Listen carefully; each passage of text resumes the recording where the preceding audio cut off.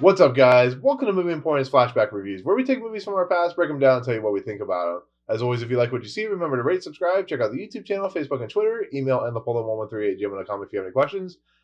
So, you might be thinking, this is a little bit different. Where the hell is Nick at right now? Well, I'm in front of a green screen. There's probably something behind you. And I got this guy with me. This guy is, of course, George. And George is, would you say, a huge Marvel fan? Yeah. What would you say your favorite Marvel film is? Actually, Thor Ragnarok. Okay, see? So it works out. So, but today, we have a couple more movies to go with Black Panther and, of course, Avengers Infinity War. We're shooting this a little bit early because I wanted to bring George in to talk about Thor Ragnarok since this is basically one of his favorite films in the Marvel Cinematic Universe. And so this movie is interesting because it completely does a 180 with Thor's character. Thor was dark and brooding. He was not very much fun. He was one of those characters is like, oh, that's exciting. What's next? And so they bring in Taika Waititi, and we got a movie that is not only funny, exciting, but it's a just insane, colorful, well-shot movie. So tell me a little bit about what you think about Thor Ragnarok. For me, this is like what the old 1980 style cheesy sci-fi movies wanted them to actually be. This is such a fun movie. Like the whole time you're sitting there, you're laughing, you're enthralled, or you're just enjoying yourself. This is like the perfect type of popcorn flick because not only can you enjoy it, but you also don't have to shut your brain off like some of those ones have to be. You can it has a good plot and advances just the whole MCU universe, and it also kind of stands alone too on its own, which is what I really liked about it. Yeah, it's really interesting because this is one of those films that's kind of a prequel to Infinity War because you get the film of course Thor, who's played by Chris Hemsworth, and basically what this story is he loses Mjolnir to Cate Blanchett's character Hela, which he finds out is his sister, and that basically the sins of Anthony Hopkins' past have come back to bite him in the ass because, he basically put her in a dimensional portal, or what was it that he did to her? It was really they're on the island in Scotland and Anthony Hopkins decides to disappear, and then she comes out of some weird portal and does her thing until, she banishes Thor and Loki to Sakaar. But basically everything that happened that Anthony Hopkins had done in his past is now coming back to bite him in the ass, which is kind of interesting. So, but if you want to tell us what about the movies, what it's about and all that good stuff. So, yep.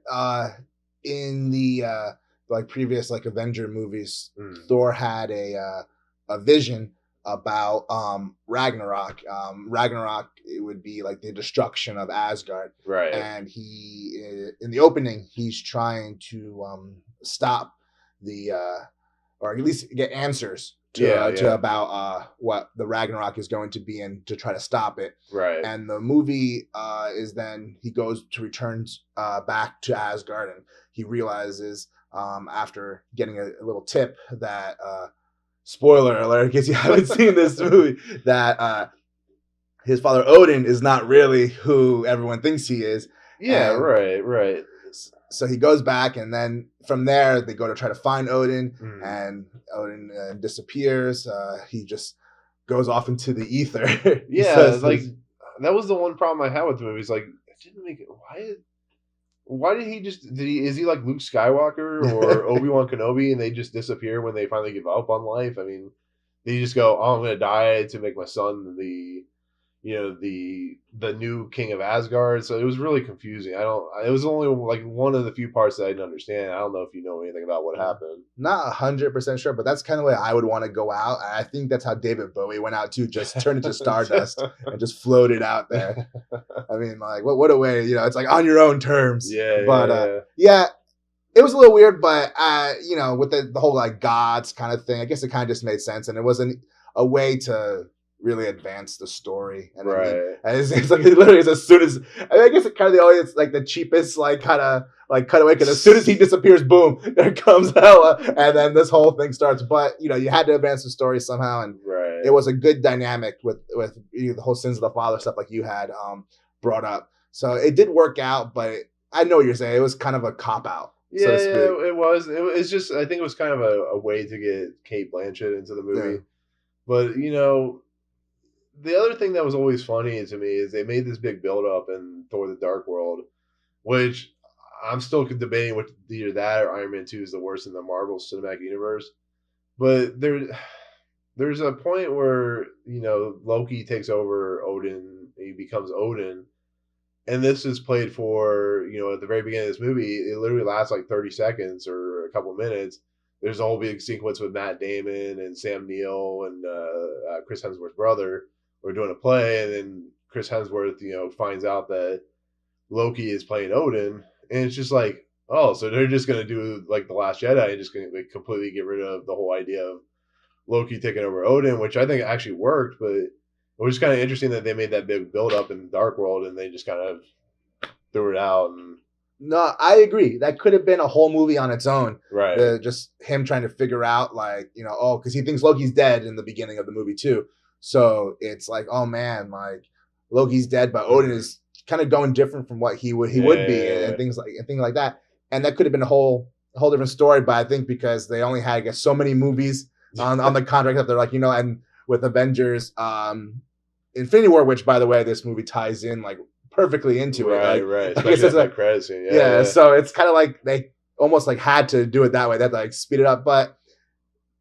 Even with that kind of like this little like scene and everything kind of just going by really quick, the whole movie as a whole is just fantastic. And yeah, because then it goes from, for instance, he finally figures out who Loki's playing Odin, and then it gets into, they go to New York, they meet Doctor Strange, which was kind of interesting because it was in the end of Doctor Strange, and there's that whole sequence where Loki's being like thrown through whatever like universe for like a half hour, and then Thor is trying to figure out where his father's at, and Doctor Strange is like, I'm protecting Earth, which is interesting. And then he has this umbrella, which is is that one? No, that was before the Hela thing, but he has the umbrella, which is Mjolnir. Yeah, and he's like running through the sanctum, and it's like breaking everything. Yeah. It's like, but yeah, so so the whole Hela thing happens. She lands on Asgard. She does the whole thing with the underused Karl Urban as Scourge, which is a main sticking point with me in this movie. But yeah, they land on Sakaar, and we meet some like really great characters with not only Tessa Thompson as Valkyrie, which we learn she's an Asgardian. But your arch nemesis. Yeah.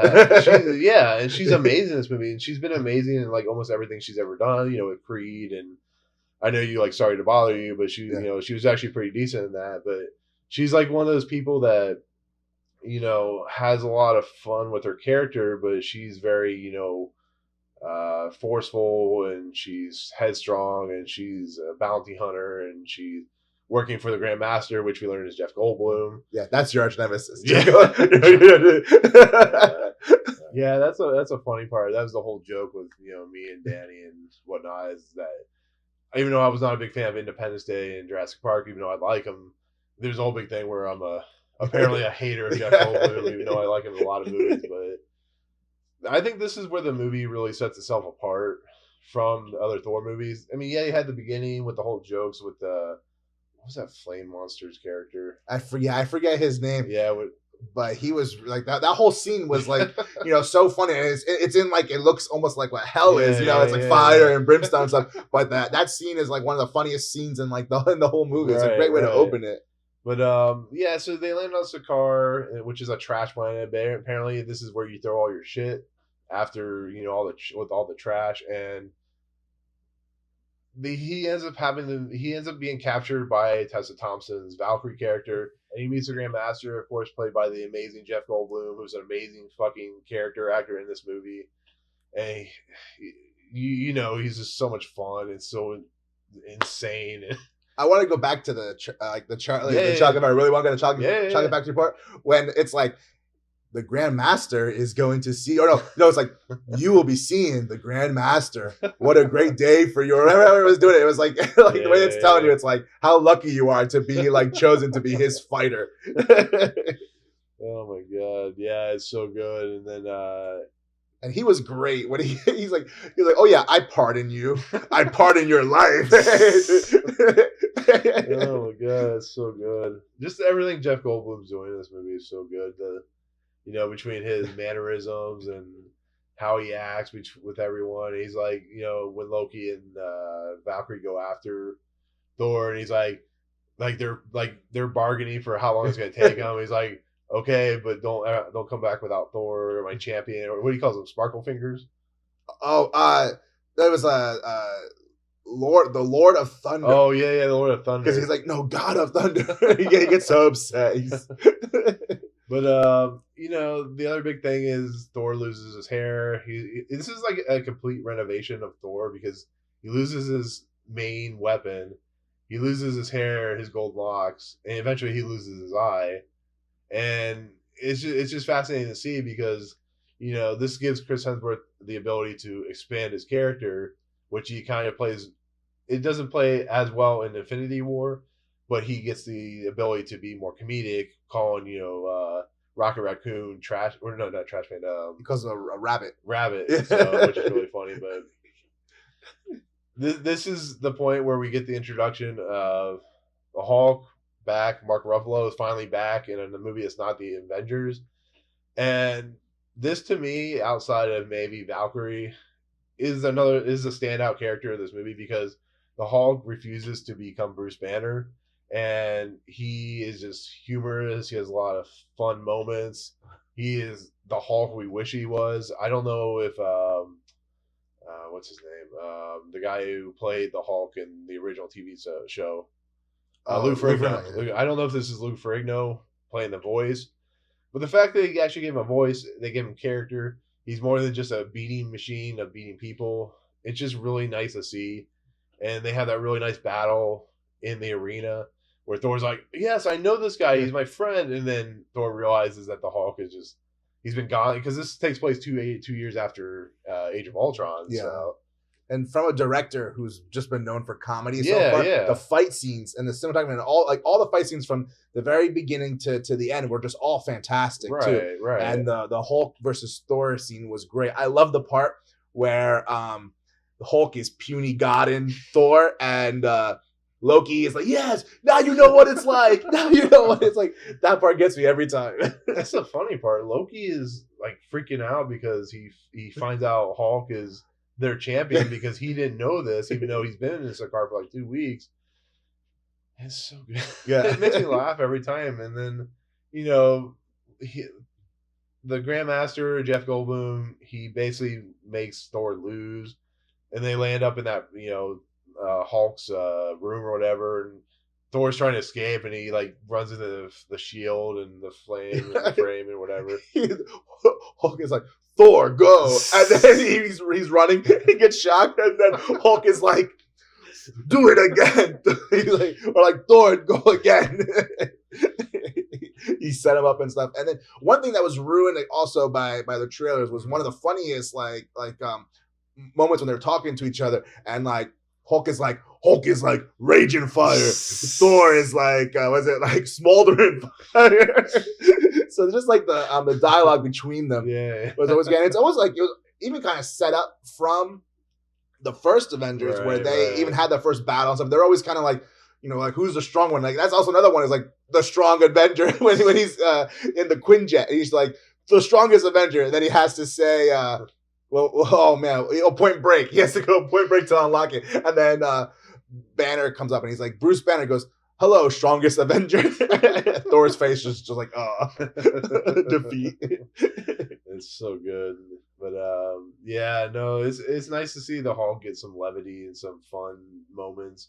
And of course he turns back into Bruce Banner, and they have to escape from Sakaar, because most of this movie takes place on Sakaar, and then you have the other side where you have Hela basically taking over Asgard, kills the Warriors 3, which is funny because I'm sure Zachary Levi is like, kill me, Psycho Shazam or something like that. But so she kills the Warriors 3, she takes over Asgard, Scourge goes with her, and they're going after the Heimdall and the people of Asgard, and they're trying to escape, which is, I like Idris Elba in these movies. I think he's like the kind of the center for what Asgard really represents. But he gets a fun part. He has his moments where he's fighting, and like I said, Idris Elba at this point is pretty much a well stabled actor who everybody wants to play Bond. And you have that whole part, which is kind of underutilized because you're more focused on the Thor Hulk buddy road comedy trip, whatever.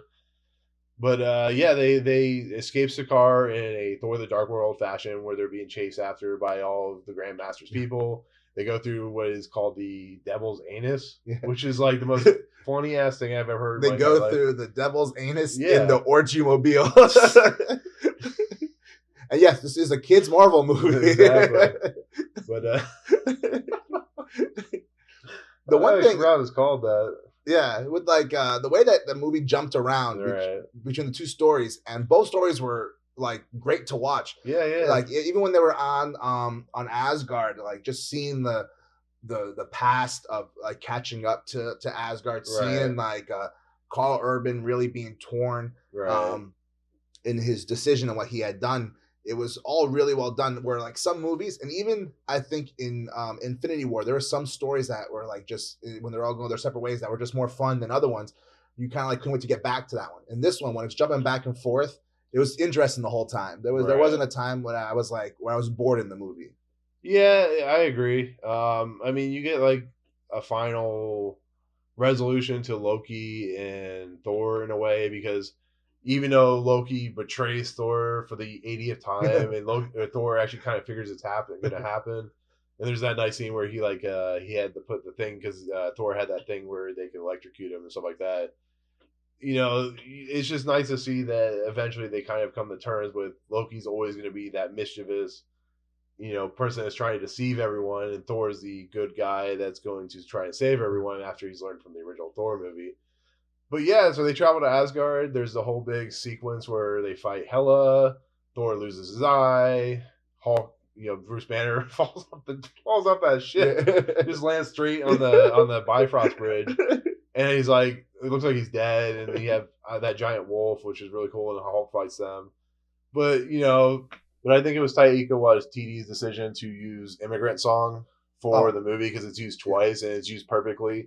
I think this movie in general has some of the best visuals I've ever seen in a Marvel movie, outside maybe Doctor Strange. Because you have the Valkyrie scene where they're fighting Hela, and it looks like a painting, and everything's like slow motion as it's panning in. You have Thor when he finally gets whatever the Force, lightning, whatever you want to call it, where he finally develops the ability to have. I don't know why this has never been used before, but he has the ability to shoot lightning without needing the Thor hammer. And there's that cool moment where he flies up and you see him going down on all the bad guys, and they're playing "Immigrant Song," and then Loki gives that smirk with his two swords, and it's just that's what to me makes a good Marvel movie, makes a good action movie, when not only are you having fun with the movie, but you are just getting something so cool that only movies can tell. Yes, you're getting video games with like God of War, but like, I mean, what do you think? Do you think this is one of the best looking Marvel movies? Do you think there are other ones? Because Infinity War and Doctor Strange are cool, but I think as inventiveness goes, I think this is one of the best. Yeah, especially like the colors and stuff. It's very neon. Like when they first like released the marketing for like Thor Ragnarok, everything, it was really bright. Right. And in this movie, there is some like dark scenes like that, of course. But overall, it's very like, if I could describe this like movie as like a color, I would just call it neon, because it's just like really bright, really just like crazy colors being thrown all over the place. And almost like the whole vibe of the movie is kind of like neon, because one thing we were discussing before was how great the score is, and the score just gives off like Mark Mothersbaugh. It's a fantastic score. It feels so 80s also. Again, it gives such like an 80s vibe. This whole movie just feels like an 80s movie, and it's just so well done though, like compared to all those like really cheesy ones. It's so crazy. I'm like, I'm sitting there watching and I'm going, why wasn't Thor done like this before? This is the crazy part. If Thor had been like this from the beginning, I think it would have been like one of the best in the series, because I think what Kevin Feige and crew were trying to do at this point was not only up their standards of what they were trying to make, but they're trying to do stuff differently. They're trying to create a new world, and they're bringing in directors like James Gunn. They're bringing in the Russo brothers. They're bringing in Taika Waititi, and they're creating interesting worlds. And they learn from what happened with Guardians of the Galaxy, with how inventive and how crazy and how beautiful, just how funny that movie was. That maybe we could take another character that is dour. You could never do this with Captain America. It's impossible. Yeah. Maybe you could do this with Iron Man, but Thor, because he's so out there, he's a god. He's a character that is the Superman of this universe, and create something completely different. It like blew my mind how different and inventive it was. So yeah, that's like one thing when it first started out. All those movies were just kind of to tell the story, and these ones still always advance the whole MCU. But they also are like standalone, like we were talking about. Winter Soldier is like a spy thriller. This one is like, for me, like an 80s like sci-fi movie. And then with like the James Gunn with his he did so well with Guardians of the Galaxy, making it like a team up, like those like team up films, that now DC like stole him over to have him do the Suicide Squad, just because like we need to do it as well as what Marvel did. Marvel and all their movies are doing it great. Like even like Iron Man 3, a lot of people I know are not big on it, but Iron Man 3 is still its own kind of movie. Right. It's really, I guess it's its own. Oh man, I forget the guy's name is like just blanking on me. The director, Shane Black. It's like a Shane Black film. Like, it has like the dialogue like him and everything like that, and it's like Iron Man learning to be like, or Tony Stark learning to be Iron Man without actually having like the suit. Yeah, and this movie has a lot of resemblance to his other films, like What We Do in the Shadows and Hunt for the Wildebeest, where it's very, very funny. It's very self-depreciating, but it has a lot of heart to it. Thor and Loki, who are considered some of the best in the MCU, you can tell that even though they hate each other, they love each other. It's the same thing with the Valkyrie character. They gave us, on top of a Black Widow, they gave us a fun female protagonist, and of course, Hela, which is not the greatest villain. This is the problem with the MCU. The villains are not particularly great, but she's a better villain than, say, Malekith, or whatever the hell you call his name, and whoever was in the first one. I don't remember who the character. They try to forget the Thor characters, the villains, and we got rid of Natalie Portman, thank God. And Kat Dennings, thank God. Yes, they're nice looking, but they're terrible in those movies. At least I think. I don't know what you think, but I didn't really mind them, but I think because like those ones were more like the fish out of water with like Thor. I like Thor not being the fish out of water and being in his element, because when he's in his element, he was really able to be like jokey and to be funny. Although the first Thor has one of my favorite moments in all of the Marvel movies, when he smashes the glass and goes another. That's still one of the funniest scenes. But that's also like with him, where he was in his, like, if he was in his element, that's what he would do. And when you see Thor in his element, I think it really changed the game. And this movie even had a little bit of like Game of Thrones kind of stuff in like the politics of royalty and things like that, and like the sins of the father kind of stuff catching up. So I thought that was also really cool about it, how it had a little bit of everything, this movie, and letting it take place within the world of them. I mean, there was only for like how much time were they on Earth, or I believe it's called Midgard is what they call it. They're only on it for at most maybe like 15 minutes or so. So we really got to see Thor just be in his world. Yeah, and it was nice. But yeah, it's definitely up there in the Marvel universe. The fact that it's almost like we said, it's a prequel to Infinity War, because once Asgard is basically destroyed and Hela and all that good stuff, they're on a ship. That ship, of course, we know from Infinity War, is attacked by Thanos because he wants the Infinity Stone that, of course, Loki has taken and hidden, because Loki decides he's an idiot.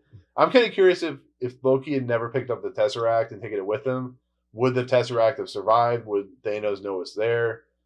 It just shows you the kind of Loki is a character who he kind of messed up. He kind of messed up a little bit, but even as much as he turned around, Yeah. he still was himself. He still always like had to be about himself. A little bit of that selfishness, a little bit of all that power hungriness. He wasn't able to fully change. And that's also one thing about this I was a little bit disappointed is how quickly from this one to Infinity War, they like lose some aspects. They lose the brothers finally come together and like, you know, being on the same page for the most part. I mean, there's still a little bit of Loki's still a little bit on his own kind of thing, but they do want to find a new place for Asgard. That gets taken care of really quick in the beginning. And the same thing with like Thor losing his eye, like that ends up really becoming a non-issue. It was just like, you know, to make a cool pop figure out of it. Yeah, it was a little disappointing the fact that they escape Asgard to just immediately be attacked by Thanos. So that was a little disconcerting, but whatever. One more thing before we head out, Korg, Taika Waititi. It's an amazing character. He's like, he's just so weird and goofy. Yeah, that's like you said, how he kind of brought his elements from what he used to. All his movies always like really quirky characters and stuff, and they still had that here. And it was just so well done, so funny. And the part when Loki like disappears, like, oh, like get out of here, ghosts. And the revolution. The revolution. Calling Thor New Doug. He's like another day, another Doug after Thor gets beaten or he gets cheated on being beaten. And speaking about that too, the dialogue between like Thor and Hulk, where like Thor keeps like, "Oh yeah, I won that fight." He's like, because Bruce Banner didn't remember the whole thing. What's up, guys? Thank you so much for checking out Movie Emporium. I really appreciate it. If you want to, go ahead and hit the subscribe button. Hit the notification button and the bell at the top. Find out what's coming next for Movie Emporium. Also, check out these 2 videos. They're amazing. I think they're awesome. I think you'll enjoy them too. But otherwise, thank you so much for watching, guys. We'll see you next time.